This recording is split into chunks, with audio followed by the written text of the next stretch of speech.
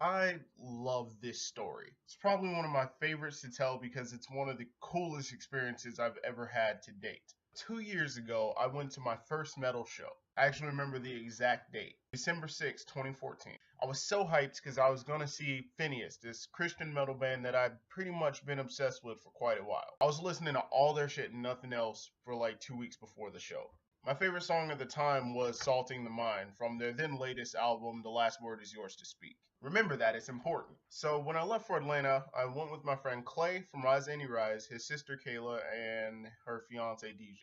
I should also just clarify that my brother's name is also DJ, but they're not the same person, promise. And if you don't know Rise Annie Rise, they're a dope ass post hardcore band out of Warner Robins. If you want to check any of this shit out, I'll leave the link to their YouTube channel in the description.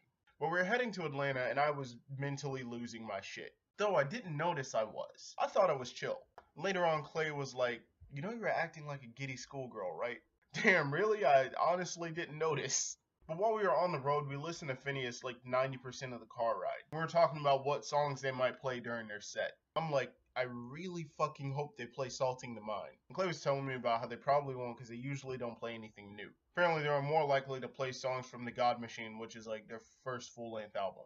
The most popular song at the time being I Am the Lion. I was like, whatever. I'm gonna hold out hope that they play the song that I want to hear. So when we got to Marietta, we got to Swayze's venue a tad bit early. So I walked to Stevie B's for a little pre-Phineas pizza. And I'm just bouncing in my seat because I'm just so ready for this fucking show. After we dined on cheesy rounded triangles, we walked back to the venue. Kayla and DJ didn't go in, they were just our rides. Me and Clay went in, and after me, the Flood was just finishing their set. I didn't get to hear much, but they were pretty good.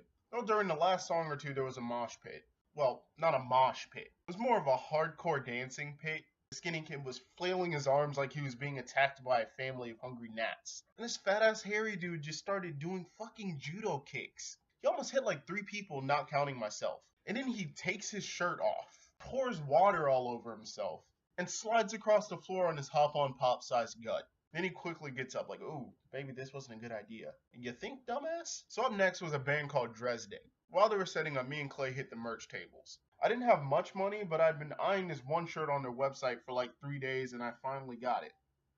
Phineas bassist Bryce Kelly hooked me up with that. Appreciate it, Bryce. This cute girl who sold merch for me and the Trinity gave me a free sticker, which I put on Ragnarok. Yes, I named one of my guitars Ragnarok. Reason 1 and 2, I think the origin of the name Ragnarok is dope as hell. Reason 2 of 2, because of Ragnarok from Soul Eater. Okay, I love anime, but I'm not a complete weeb.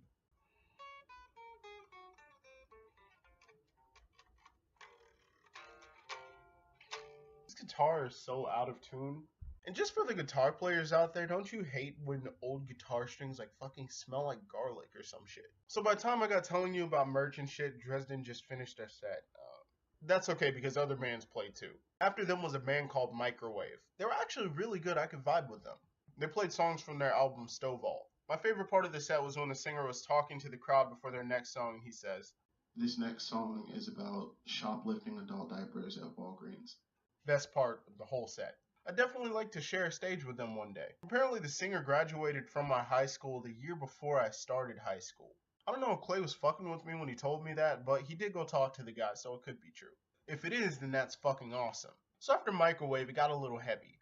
The next band was The Funeral Portrait. I actually liked them. They kind of had like a Get Scared vibe. I mean Get Scared when Joel Favier was the vocalist. I don't know about you, but I think Joel was way better. I don't even know who the original vocalist was, but I'm not hating. I like the original singer too, and I've been meaning to listen to their newest album since he came back. That guy from The Funeral Portrait just seemed like the kid from school who's nice to everyone. Not very popular, but really nice. He was telling people to buy everyone else's merch instead of their own. Hey, reverse psychology works. Sometimes. So after them, it was time for the headliners.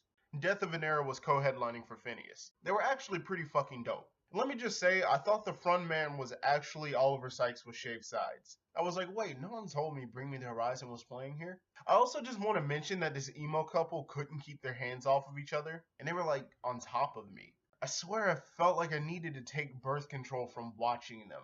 I could smell the pheromones and it was making me sick. If you're gonna fuck your boyfriend or girlfriend on top of me at a concert, at least warn me first. Don't give me just enough time to kill myself before you have at it. But the only songs that they played that I could remember was Big Brother and We the People.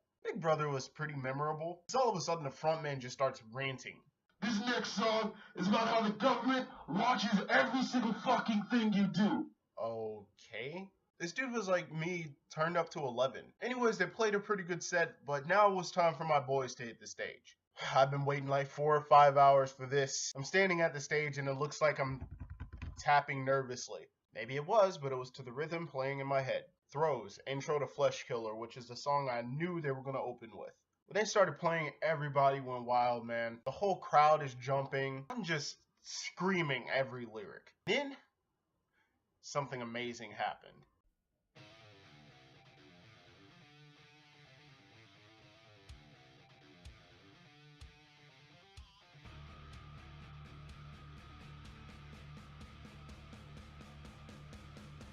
Oh, they played my fucking song, man. I turned to Clay and I'm just like, I fucking told you. I would say that that's the point where I completely lost my mind that night, but it gets better, and I'm getting to that. So after Salting the Mind, they played Legacy, which was the intro to Crowns from the God Machine.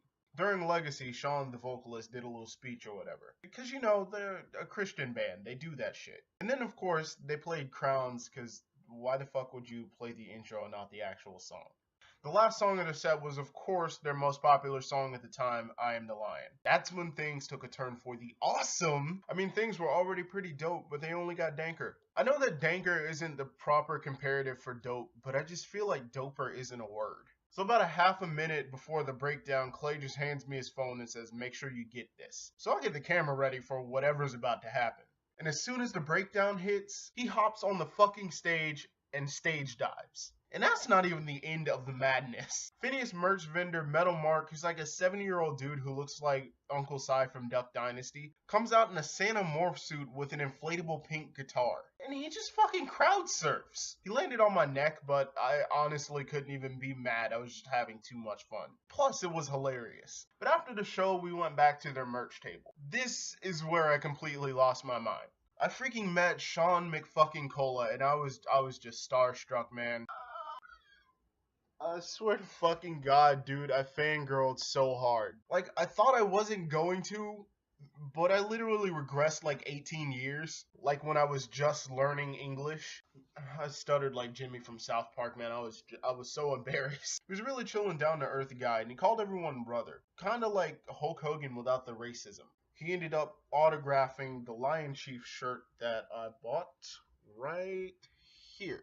I also bought this poster as well, and I donated $5 to their tour fund just out of pure love for this fucking band.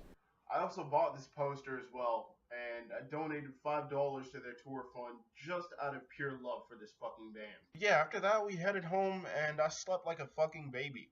And then we got to my house. Yeah, I passed out in the car. But that was definitely one of the best nights ever for me. But that's it for this story, guys. I know this was kind of a long story, but how else are you going to tell a story about such a detail-packed day? If you enjoyed these longer videos as opposed to my 2 to 6 minute long ones, let me know about it. But remember, if you dig it, hit that like button. If you're feeling dirty, smack that like button. If you want to see more of these lovely pieces of media on the internet, drop me a sub. If you want to start a conversation, hit up the discussion tab on my homepage. And as always, I'm open on all social media, so if you want to add me or follow me, my info is in the description. With that all said, thank you guys, and stay sexy.